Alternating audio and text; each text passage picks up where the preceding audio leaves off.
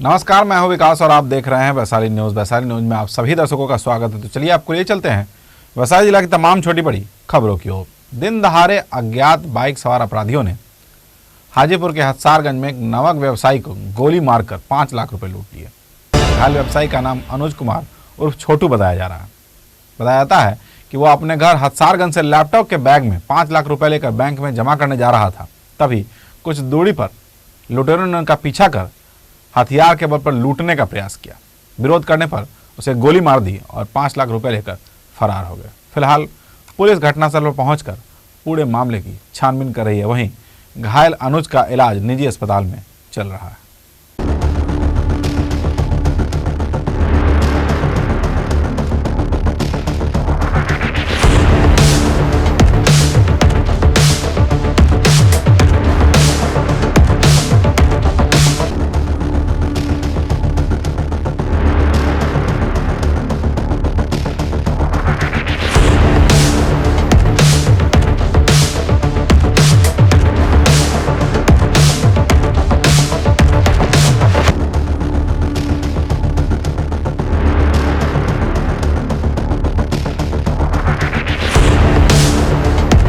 Sir हम bank पैसा लेके जा रहे थे। कितना?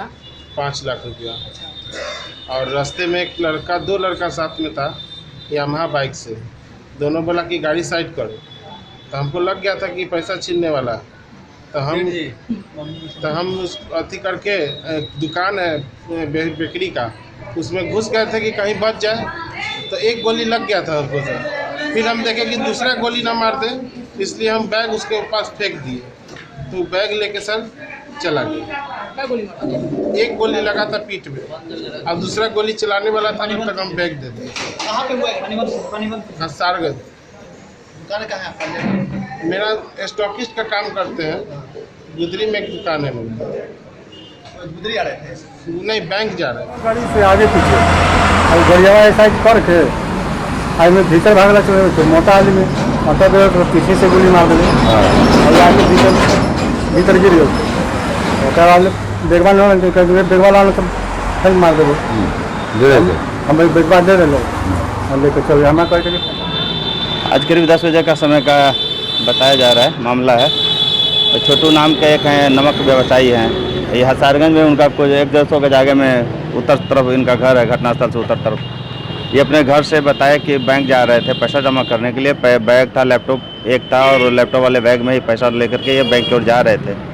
2 अपराधकर्मी जो अज्ञात है पीछा करते हुए आया है। यहाँ पर मोटरसाइकिल उनका घेर लिया। ये भाग करके दुकान में छिपने के लिए गए थे। ये बेकरी का दुकान है पटेल जी का, इसमें वो छिपने के लिए गए थे। तो अपराधकर्मी एक राउंड फायर कर दिया जो उनके पीठ में लगा है और उनका बैग लेकर चला गया। अभी तो जख्मी बोलने की स्थिति में नहीं है, लेकिन वहाँ जो उनके साथ परिजन लोग थे वो बता रहे थे कि करीब 5 लाख रुपया बैग में था। क्या कार्रवाई हो रही है सर? अभी छानबीन किया जा रहा है, पता किया जा रहा है। बीते कल रात बिद्दुपुर थाना क्षेत्र में एक स्वर्ण व्यवसायी को गोली मारकर लूट का प्रयास किया गया था। वहीं आज अहले सुबह ही हाजीपुर के हथसारगंज में एक किराना व्यवसायी को गोली मारी गई है। बताया जा रहा है कि वो 5 लाख रुपए लेकर बैंक जा रहे थे, उसी दौरान गोली मारी गई। आपको दिखाएं कि ये तस्वीर आप देख सकते हैं कि यहाँ जो बाइक लगा है, इसी बाइक से व्यवसायी अनुज जा रहे थे और उसी दौरान पीछे से पीछा करते 2 अपराधियों ने उन्हें गोली मारी है और उसके बाद से वो घायल हैं। फिलहाल उनका इलाज हाजीपुर के एक निजी अस्पताल में चल रहा है। स्थिति उनकी भी काफ़ी गंभीर बनी हुई है, लेकिन कहा जा रहा है कि इस धनतेरस के मौके पर अपराधियों की चांदी हो गई है।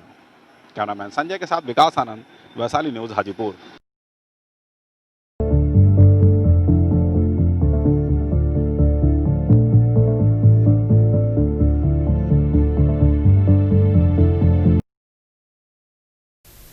बीते देर रात अज्ञात अपराधियों ने बिद्दुपुर थाना क्षेत्र के बिद्दुपुर बाजार में एक स्वर्ण व्यवसायी को गोली मार दी। यह घटना उस समय घटी जब व्यवसायी अपने स्टाफ के साथ बाइक पर सवार होकर दुकान से घर जा रहा था। 2 की संख्या में आए अज्ञात अपराधियों ने 2 गोली मारी, जिससे यह प्रतीत हो रहा है कि शायद हत्या के नियत से गोली मारा गया था। आनन फानन में व्यवसायी को इलाज के लिए हाजीपुर सदर अस्पताल भेज दिया गया। वहीं पुलिस पूरे घटनाक्रम की जांच में जुट गई है। एसडीपीओ राघव दयाल ने बताया कि देर रात छापेमारी कर एक आरोपी को गिरफ्तार कर लिया गया है, जिससे घटना के कारणों की पूछताछ की जा रही है। वहीं घायल व्यवसायी का इलाज निजी अस्पताल में चल रहा है।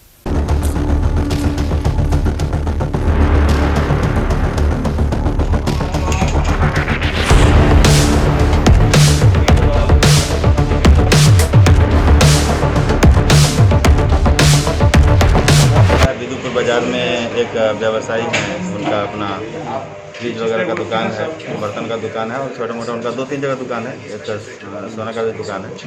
तो दुकान बंद करके ये जा रहे थे अपने स्टाफ के साथ मोटरसाइकिल से। एक मोटरसाइकिल पर सवार 2 व्यक्ति आए हैं, इन पर गोली चलाया है। मारने की नीयत से लगता है इनको आए हुए था। इनको हाथ में और पेट में गोली लगी है, जख्मी है और अभी तो इनको इलाज के लिए इनको यहाँ गणपति हॉस्पिटल हाजीपुर में लाया गया है। तो इलाज चल रहा है, देखते हैं फिर आगे क्या होता है। कारण क्या लग रहा है सर प्राथमिक दृष्टि कुछ से? बता नहीं पा रहे हैं अभी तो गोली लगा है तो अभी ठीक ठाक थोड़ा हालत में हो जाए ना, वो सब बात नहीं है। पहले तो धमकी वगैरह मिलने की बात बताई जा हाँ, रही पहले का धमकी की बात बता रहे हैं। लगभग घटना कितने बजे की है सर? अभी जस्ट आधा घंटा 45 मिनट की पहले की बात है। कितनी गोली लगी है सर? देखने से तो 4 गोली लगा है, 2 बाह में लगा हुआ है, 2 पेट में लगने की बात।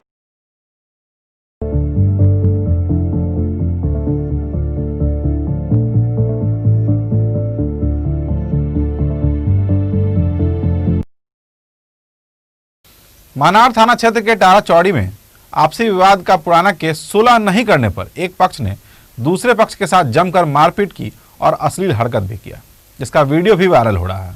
पीड़ित पक्ष ने मानार थाने में मामला दर्ज कराया है। पीड़ित उर्मिला देवी ने आरोप लगाया है कि विनोद सिंह मेरे घर में घुस आए और मेरे दोनों बहू के साथ मारपीट करने के लिए उसे ढूंढने लगे, जिसके बाद दोनों बहू मेरे पास भाग कर आई।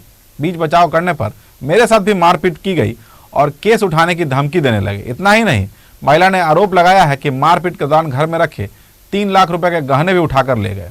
इस मामले में मानार थाना में 8 लोगों के खिलाफ मामला दर्ज कर लिया गया है। फिलहाल पुलिस पूरे घटनाक्रम की जानकारी ले रही है और कार्रवाई में जुट गई है।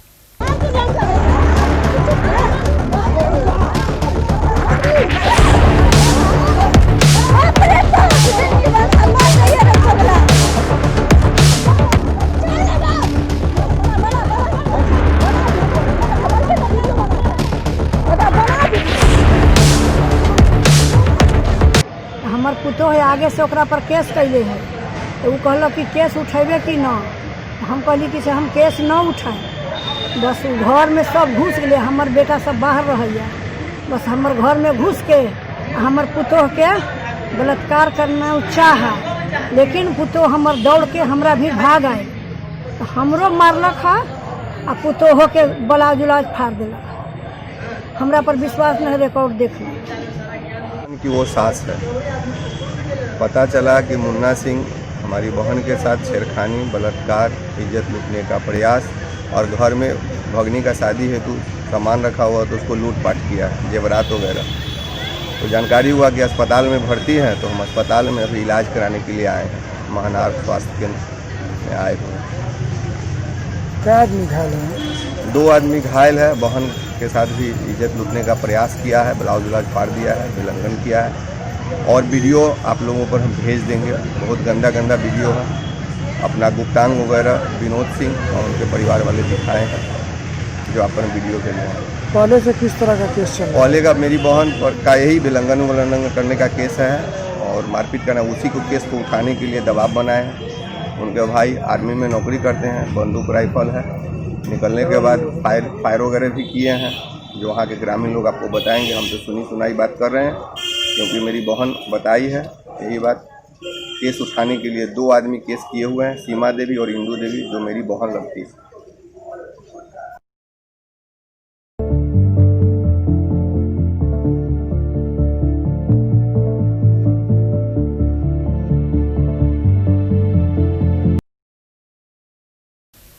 वैशाली जिला के महनार में एक शिक्षक नवीन मिश्रा को ऑनलाइन मोबाइल खरीदना काफ़ी महंगा पड़ गया।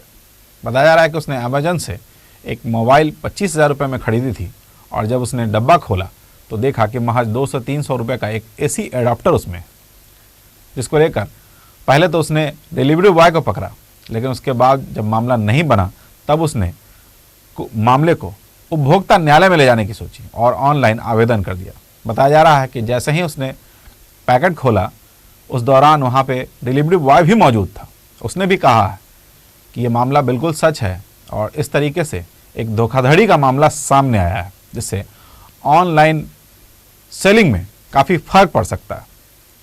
ज़रूरत है इसे देखने की। हालांकि पीड़ित ने बताया है कि इसको लेकर उसने कंपनी को कई सारे मेल किए हैं, फ़ोन भी किया है, लेकिन उसकी कोई नहीं सुन रहा। मजबूरन उसने उपभोक्ता फोरम में मामला दर्ज कराया। पता नहीं रहता है कि अंदर में क्या है। बस हम लोगों को वहाँ से पैकेट मिलता है और हम लोग लेके आते हैं कस्टमर के पास, और कस्टमर को जब तक डिलीवरी नहीं हम अपना प्रोसेस नहीं कर लेते हैं तब तक हम उनको पैकेट खोलने नहीं देते हैं। जब हम अपना पैकेट प्रोसेस पूरा कर लिए तो इसमें इनको पैकेट खोले। हाँ, हम उसी समय उसी जगह थे और हम जा ही रहे थे कि ये बोले कि जाने वाले नहीं, उसी जगह खड़ा थे और हम ये पैकेट खोले हैं, हमको दिखाया कि ये क्या है। इसमें तो मोबाइल है ही ना, लेनोवो का ये डायोप्टर निकला है। और यही तो आप इसके बारे में अपने सीनियर से हाँ, इसके बारे में हम सीनियर को बताया कि मेरे सामने पैकेट खुला है और इसमें डायोप्टर निकला है।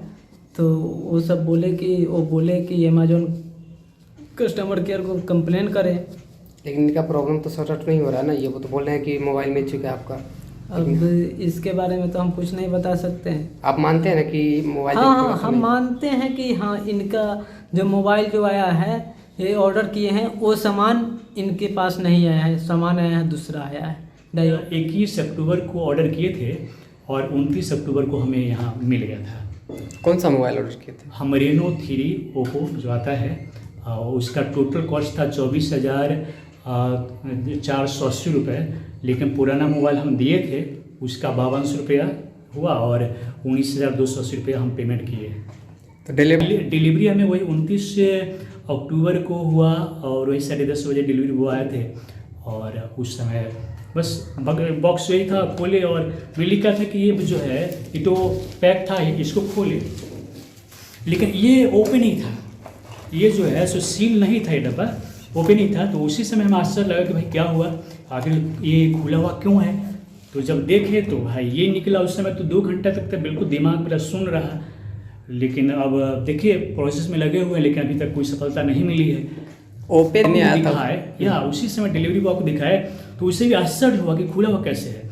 तो उसने कहा कि भाई खोली तो क्या देखें, तो खोले तो फिर ये निकला। अक्टूबर को हुआ था और 10 नवंबर लास्ट था उसके, माने वो इन्वेस्टिगेशन का 2 बार उसी में इन्वेस्टिगेशन किया और कहीं कोई निदान नहीं हुआ। कंपनी की तरफ से क्या बताया जा रहा है? कंपनी की तरफ से बताया गया कि आपको मोबाइल मिल चुका है, डिलीवरी आपको हो चुका है और आप इसमें कुछ नहीं कर सकते हैं।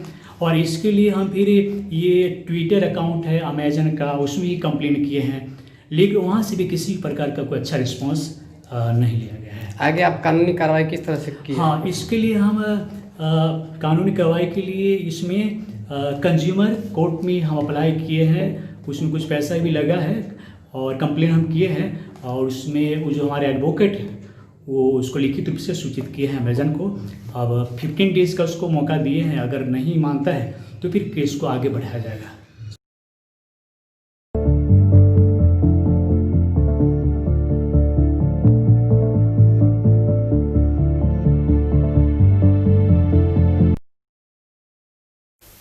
दिवाली और धनतेरस को लेकर पूरे बाजार में भीड़ भाड़ दिखाई पड़ा। लोग खरीदारी करते दिखाई पड़ रहे थे।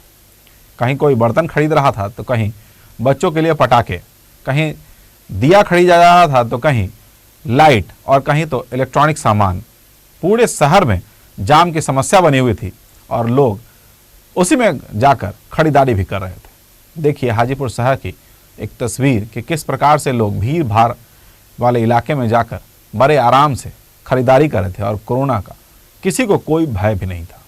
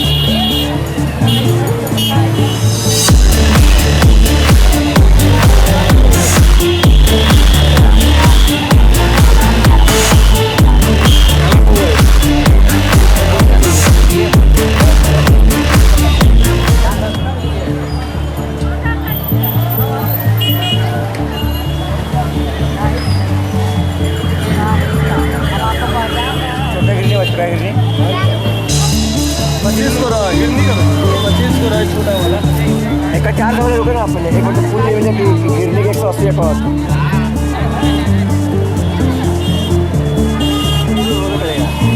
कोई तो जरूर होगा।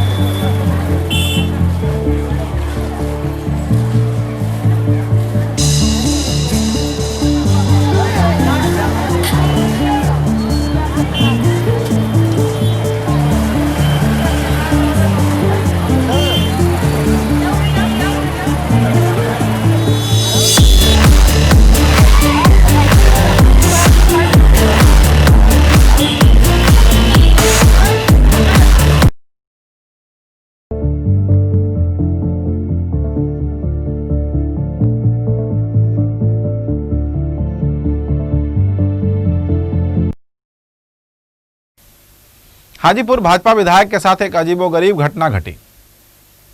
पटना सुल्तानपुर के रहने वाले हारून रशीद नाम के एक व्यक्ति ने हाजीपुर भाजपा विधायक श्री अवधेश सिंह से मिलकर उन्हें मंत्री बनाने का प्रलोभन दिया, जिसके एवज में उसने 25 करोड़ रुपए की मांग की और कहा कि अभी मेरे साथ दिल्ली पीएमओ चलिए और मैं आपको जो चाहे मंत्रालय दिलवा सकता हूं।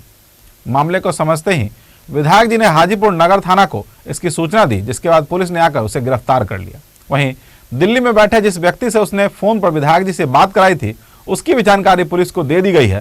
पुलिस पूरे मामले की जांच में जुट गई है।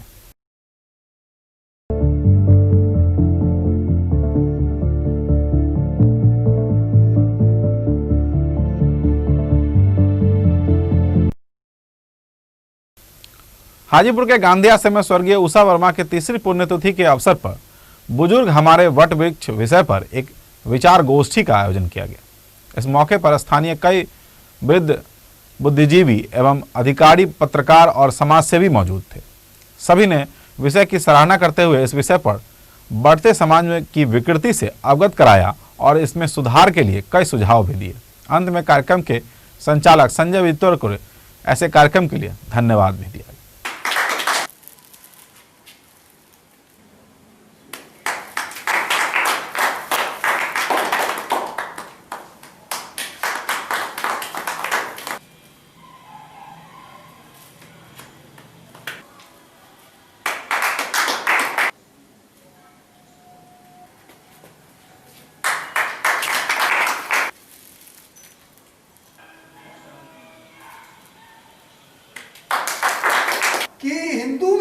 अच्छी परिपाटी है कि पितरों को तर्पण करता है। तुम मुझे पानी के लिए जिंदे में भी पानी नहीं दे रहे हो, जिंदे में पानी के लिए तरसाते हो। तो ये हिंदू में परंपरा, तो इस तरह की बातें सब में है। हम लोग गार्जियन के सामने आज स्वर्गीय भूपेंद्र प्रसाद वर्मा एवं उषा वर्मा जी का तीसरी पुण्यतिथि मनाई जा रही है और हर वर्ष उनके पुत्रों के द्वारा मनाया जाता है, जो हमारे मोहल्ले के लिए बहुत ही प्रशंसनीय बात है। सबसे वस्तुनिष्ठ बात यह है कि ठीक है, ये कार्यशालाएं तो होती हैं, माने श्रद्धांजलि सभा भी हुई, लेकिन यहाँ जो लोग भी पत्रकार से पेशे से जुड़े हुए लोग हैं, संजय जी, एक सेकंड संजय जी, तो हम अपने अग्रजों से तो कोई अनुरोध नहीं कर सकते, लेकिन अनुज से अनुरोध कर सकते हैं, इसलिए कि बांस लाने का काम यही लोग करेगा कल दिन मेरे लिए भी। तो मेरा ये चाहना है इस अवसर पर कि एक संजय की बात को आवो आम तक पहुंचाया जाए, इसके लिए संतोष जी से खास करके, इनसे विकास जी से हमारा आग्रह होगा कि अपने चैनल पर, चाहिए लड़का है सिद्धार्थ, जिनका जहां है या जहां से बन सकता है, वहां से इस मैसेज को समाज के भीतर भेजा जाए। यह एक अच्छी उपलब्धि होगी। आज बड़े बुजुर्ग को सम्मान नहीं किया जाता है, सिर्फ बड़े बुजुर्ग से देखा जाता है कि हमारे बाबूजी हैं, ये हमको पढ़ाए लिखाए, अब इनसे मेरा काम खत्म हो गया। अब इनको अपमान के दृष्टि से अभी जो 90% हम समाज को देख रहे हैं, जो बड़े बुजुर्ग को सम्मान नहीं करता है, वो जिंदगी भर अपमान के जिंदगी जीता है।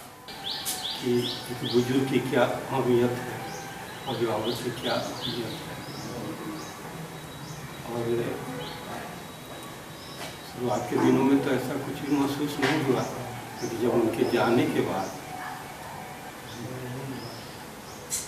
लगा कि वास्तव में, जैसा कि हमारे संजय भाई ने विषय चुना है, बुजुर्ग हमारे बुजुर्ग हमारे वटवृक्ष। अभी सब लोग वेस्टर्न कल्चर को अपना रहे हैं, अपने परिवार के लोग को इज्जत नहीं करते हैं, तो हमारे लिए दुर्भाग्य है, क्योंकि मैं भारत देश का निवासी हूँ, जिस देश में गंगा बहती है। और सबसे बड़ा बात है कि इस देश में ज्ञान के लिए देश जाना जाता है। हम उस धरती से बिलोंग करते हैं, वैशाली की धरती से मुझे बहुत गर्व होता है कि मैं वैशाली की धरती का हूँ। और आज यहाँ अपने बुजुर्गों के लिए लोगों के मन में सम्मान नहीं है।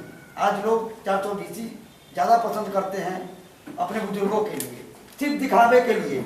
लोगों को दान भी देते हैं तो फेसबुक पर अपडेट करते हैं कि सर मैं दान दे रहा हूँ, 4 को बिस्कुट 4 रुपये खिलाएंगे और दिखाएंगे ज़्यादा कि मैं दान देता हूँ लोगों को। ये हमारे समाज के लिए कहीं से अच्छा नहीं है। एकल परिवार में लोग अपने आप को पति और पत्नी को ही मानते हैं, और उसमें जो घर के बुजुर्ग होते हैं उसको एकल परिवार का सदस्य नहीं माना जाता है। ये जब संयुक्त परिवार हुआ करता था, उस समय बुजुर्गों का सम्मान हुआ करता था, और लोग एकल परिवार जैसे जैसे अपनाते गए वैसे वैसे बुजुर्गों का सम्मान घटता गया और उपेक्षित महसूस कर रहे हैं बुजुर्ग। और बहुत जगह ऐसी परिस्थितियां पैदा हो रही है भारत में कि ओल्ड एज होम बनाने की स्थिति में भारत के बहुत सारे क्षेत्रों में यह पहल हो रहा है और कहीं कहीं है भी। यानी बुजुर्गों को ओल्ड एज होम में रखने की परिपाटी जो पश्चिमी सभ्यता से एडॉप्ट हम लोग किए हैं, उसको एडॉप्ट करते करते यहाँ भी वो फैल रहा है। उन परिस्थितियों में अगर इस तरह का आयोजन होता है तो यह सम्माननीय है। खासकर संजय जी के ऐसा काम कर रहे हैं, ये वंदनीय काम कर रहे हैं, आदरणीय काम कर रहे हैं। आप सभी लोग, हमारे बुजुर्ग भी, साथी भी, सभी लोग शरीक हुए और इस तरह के कार्यक्रम और भी हों। जैसा कि अभी शंकर भैया ने कहा कि इसको अगर प्रसारित किया जाए, लोगों तक फैलाया जाए तो इसका लाभ भी मिलेगा। तो मैं अपनी तरफ से पूरी कोशिश करूंगा कि इसका लाभ लोगों को मिले। जहां तक मेरी सामर्थ्य मैं कोशिश करूंगा कि इसे उस तरीके से फैलाया जाए और आप सभी इस कार्यक्रम में आए, हम लोगों को सुने, हम लोग को अपना आशीर्वाद दिया। इसके लिए आप सभी लोगों का बहुत बहुत धन्यवाद। और मैं संजय भैया से कहूँगा कि आज ये 1 दर्जन लोगों के बीच कार्यक्रम हुआ। अगली बार जो कार्यक्रम हो तो सैकड़ों लोग हों और इस कार्यक्रम का फैलाव इतना अधिक हो कि धीरे धीरे ऐसे सैकड़ों लोगों का कार्यक्रम हर मोहल्ले में, हर शहर में हो, ताकि हमारा जो समाज है उसमें बदलाव आए। आप सभी का बहुत बहुत धन्यवाद।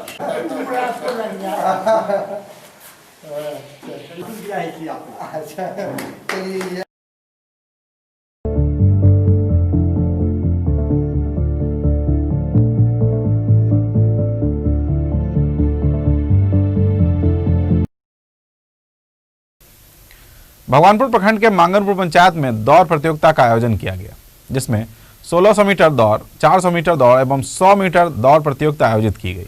इस दौड़ प्रतियोगिता में 150 से अधिक बच्चों ने भाग लिया। मौके पर मौजूद भगवानपुर थाना अध्यक्ष चंद्रभूषण शुक्ला ने कहा कि खेल से बच्चों के दिल और दिमाग दोनों ही स्वस्थ होते हैं। खेल के साथ साथ पढ़ाई भी उतना ही जरूरी है जितना कि खेल।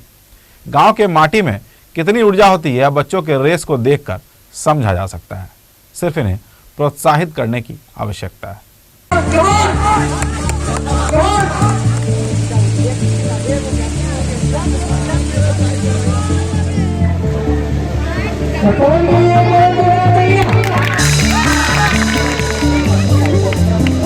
व्यक्ति दिल से कोई बात सोचता है, जो व्यक्ति दिल से कोई बात सोचता है वो करता है। ये मेरा जो गिफ्ट है छोटा सा, वो उत्प्रेरित करेगा कि ऐसे आयोजन आगे भी ये सारे लोग करते हैं। आयोजक सामने छोटे मुन्ने बच्चे, नवयुवक साथी, प्रेस मीडिया के बंधु, जनमंत्री चाची बोली जहाँ चाह है वही रहा। मैं मांगनपुर दौड़ प्रतियोगिता 2020, इसमें ये मोटिवेट करना है कि बच्चे लोग को गांव देहात क्या लोग करते हैं, कहाँ जाए दौड़े करे वो करे। इसमें हम सोचे बच्चे लोग को गांव को एकत्रित करके, जिसका 18 साल पूरा गया, जो रजिस्ट्रेशन कराए हुए आर्मी में, उन लोग को दौड़ाएं, इससे उसका और हौसला बुलंद हो जाएगा। यहाँ की जो माटी है उसमें असीम संभावनाएं। अगर इस तरह का मौका छोटे छोटे आयोजन बच्चों के लिए किए जाए तो ढेर सारी प्रतिभाएं यहाँ से निकलेंगी और निश्चित रूप से बच्चे आगे चलकर बहुत बेहतर करेंगे। बस ज़रूरत है इनको प्रोत्साहित करने की। इस तरह का प्रतियोगिता होता रहे, बच्चों को खेल पर और पढ़ाई पर दोनों पर ध्यान देना जरूरी है। पढ़ाई के साथ साथ खेल के जगत में भी आगे बढ़ने के लिए मेरा आशीर्वाद है। हमेशा बच्चे यहाँ वैशाली जिला के बच्चे खेलते रहे, टूर्नामेंट हो, क्रिकेट हो, हॉकी हो, कबड्डी हो, जो भी खेल है और बच्चे को हमेशा साथ है। बच्चा आगे बढ़ते रहे पढ़ाई में भी और साथ में ही बच्चों को ऐसे ही खेल का माहौल अगर इस तरह से क्रिएट किया जा रहा है और उनमें यह भरा जा रहा है कि खेल जो है वो दिल और दिमाग दोनों को स्वस्थ रखता है। इसलिए मेरा संदेश ये है कि बच्चों में खेल के साथ साथ पढ़ाई भी उतनी ही करनी चाहिए जितना खेल में रुचि ले रहे हैं।